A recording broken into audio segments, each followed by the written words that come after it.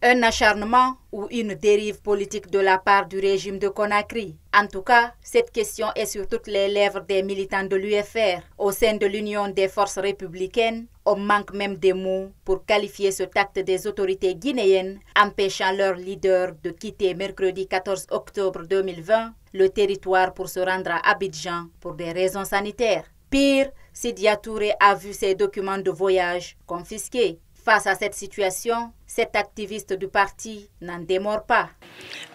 C'est-à-dire, c'est des foutaises.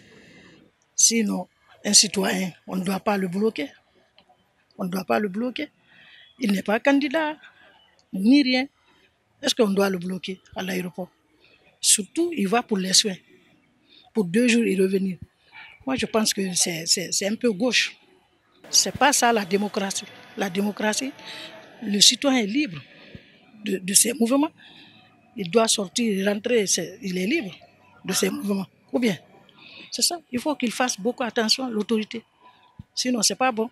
Et pourtant, absent de la course pour la présidentielle du 18 octobre 2020, Sidya Touré était contraint de rebrousser chemin après la confiscation de son passeport. L'ancien député Saïkou Yaya Bari, membre du bureau national du parti UFR, rappelle la loi sur le droit de tout citoyen guinéen de circuler sur le territoire national.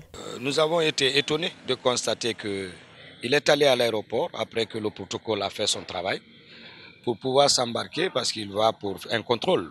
Aujourd'hui, on empêche un citoyen libre de circuler librement.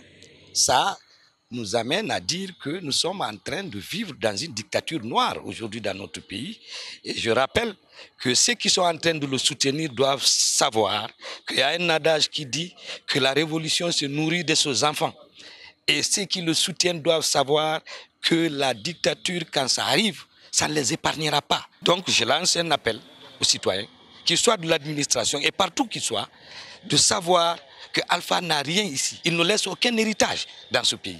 Et si nous laissons ce gars détruire entre nous, nous sommes mal barrés. Massivement mobilisés au domicile de Sidya Touré, ces militants sont tous venus apporter leur soutien en partageant le choc avec leur champion.